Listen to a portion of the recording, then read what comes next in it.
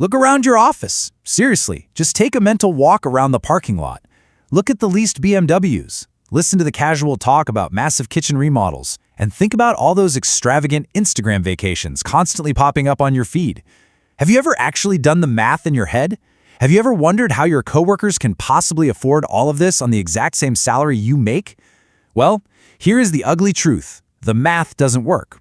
What you're witnessing isn't actual financial success. It's a highly curated, deeply stressful collective illusion. In today's Explainer, we're going to tear down the drywall and look at the actual gritty mechanics of the modern American aesthetic. Okay, let's just dive right into a statistic that honestly shook me. 40%. According to a 2025 survey published by Goldman Sachs, 40% of Americans earning over $300,000 a year state that they are living paycheck to paycheck. Just let that sink in for a second. We're talking about people pulling in triple what the median American family earns, and they're telling a major bank with a totally straight face that they are essentially one broken dishwasher away from an absolute financial crisis. On the surface, it makes zero mathematical sense, right? How in the world does your financial stress go up as your income skyrockets? Well, the answer lies in something called lifestyle creep, and it is the absolute silent killer of wealth. You see, as income goes up, the baseline for what's considered a normal life just creeps right up with it. You get a promotion? Well, you got to buy a bigger house. You get a bonus? Obviously, you lease a nicer car. The money comes in, and the money immediately goes out. Every single raise is spoken for before it even hits the checking account. Suddenly, the math on a $300,000 salary becomes exactly as tight, stressful, and vaguely hopeless as the math on a $60,000 salary. And the justification these high earners actually gave to Goldman Sachs? It's chilling. Quote, luxuries have become necessities. Wow. They spent the raise, every single dime of it. Our culture has just masterfully convinced us that looking wealthy and actually being wealthy are the exact same thing. But in reality, they're inversely correlated. The shiny watch, the new car, the tropical vacation, none of that proves someone actually has money. It literally just proves they spent money. Let's ground this with a real-world example. Let's call this guy Greg. We all know a Greg, right? Greg is the coworker with the immaculate kitchen remodel and the wife driving a brand new SUV. When Greg stands by the coffee machine telling you about his recent trip to Cabo, there is a non-trivial chance that Greg is also the guy who would absolutely spiral into a panic if his car needed new brakes next Tuesday. Greg is performing the illusion of wealth. He's desperately trying to look like what he thinks a millionaire looks like, but how, logistically, does Greg keep this whole charade going month after month? To answer that, we have to look under the hood at how Greg's lifestyle is actually being funded. Part 1. The scaffolding of debt. Let's look at the dark reality. This whole illusion is built on 3 incredibly precarious layers of debt. Step 1 is credit cards. As of late 2025, Americans are sitting on a terrifying, record-breaking $1.28 trillion in credit card debt, and that's at an average interest rate of over 21%. Step 2 is the stealth weapon, buy now, pay later. You know, services like Klarna and Affirm. Get this, 32% of buy now, pay later users who earn over $100,000 are using it just to bridge the gap to their next paycheck. They're financing literally everything, from basic groceries to Coachella tickets. And then there's step 3, sitting right at the very top of this fragile scaffolding. That third step? The stretched auto loan. The average new car payment in America has hit an all-time record of $772 a month. But look at the top layer of this market because it's terrifying. 20.3% of new car buyers, that is 1 in 5 people, are signing up for monthly car payments of $1,000 or more. They're trading in cars they're underwater on and just rolling that negative equity into crazy 84-month loans. Guys, they are still going to be paying off these cars when the vehicles are older than most middle schoolers. Wait, but what about the luxury cars you see in the parking lot, the undeniable ultimate symbols of making it? Well, here's a reality check. 70 to 75% of new Mercedes, BMWs, Audis, and Porsches in America are leased. Greg does not own his BMW, he is renting his BMW. In 3 years, the bank comes and takes it back, and Greg happily signs up for the next one. It's just an endless, massive monthly subscription fee paid entirely for the feeling of being seen in a luxury vehicle. So debt is the first pillar. But what if they aren't drowning in debt? Well, there's a second completely invisible layer of funding.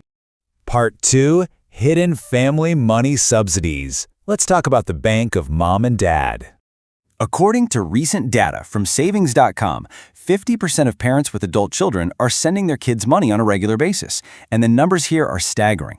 Gen Z adults are receiving an average of $1,813 a month from their parents, and millennials, the 29 to 44-year-olds, they are still getting $863 a month. Yes, there are literally 40-year-old professionals getting nearly $1,000 a month Venmo'd from mom and dad just to keep up appearances.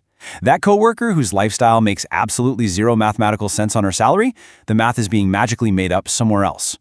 And looming underneath all of this is an absolutely staggering figure, $124 trillion. That is the great wealth transfer that Cerulli Associates forecasts will move from boomers to their kids over the next 2 decades. But here's the catch. Inheritance is not evenly distributed. Half of all that wealth lands on just 2% of households. So when you're doing that toxic envy math at the coffee maker, remember this. You might be running a full marathon while your coworker got dropped off at mile 22 in an Uber.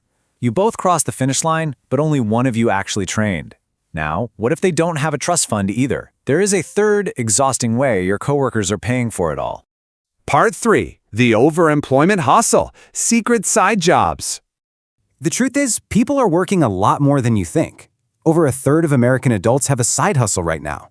That casual $600 weekend getaway your coworker just took, it didn't come from her day job salary. It came from her Etsy store, or grinding DoorDash shifts on the weekend, or freelance gigs she carefully never mentions at the office. But even wilder than that is the absolute explosion of secret double remote jobs. It's a trend called overemployment. The Bureau of Labor Statistics recently revealed a crucial piece of the puzzle. A record-breaking 9.3 million Americans are working multiple jobs simultaneously, and half of them have college degrees. This isn't just a minimum wage survival tactic. This is a fully credentialed 34-year-old professional phenomenon. Fortune recently profiled workers secretly holding 3, 4, or even 5 remote jobs at once. So that dead, glazed-over stare Greg has at 3 p.m., that isn't just standard office dress. It's him attending 2 Zoom stand-ups at the exact same time with his camera off. You are comparing your one income to his hidden 2. Part 4. Fake money always screams. Let's look at the psychology here. So why do people go to these extreme, totally exhausting lengths? It all comes down to an economic principle called inconspicuous consumption. You think the wealthiest consumers actually prefer quiet, subtle branding. Meanwhile, the people spending the highest percentage of their income on luxury, they buy the loudest, most logo-heavy items possible. Real money whispers, but fake money screams. Picture the guy in the plain cashmere sweater driving a 5-year-old Lexus who is sitting on a quiet $4 million net worth. Now, contrast him with the guy wearing a loud, flashy designer belt stepping out of a Range Rover Sport with maybe $12,000 in his checking account.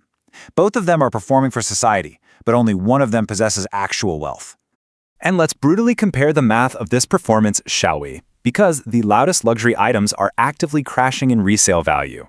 10 years ago, if you put $10,000 into a highly sought-after Hermes Birkin bag, well, it's worth about $19,000 today. Not terrible. But if you quietly put that exact same $10,000 into the S&P 500 index, today it's worth between $30,000 and $40,000. The stock market quietly and undeniably crushes the loud, flashy investment piece.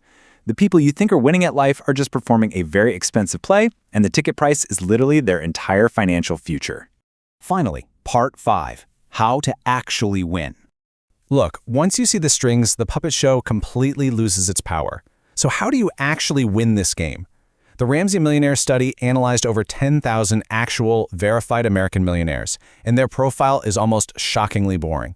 79% received zero inheritance. A third of them never earned 6 figures in a single year of their entire careers.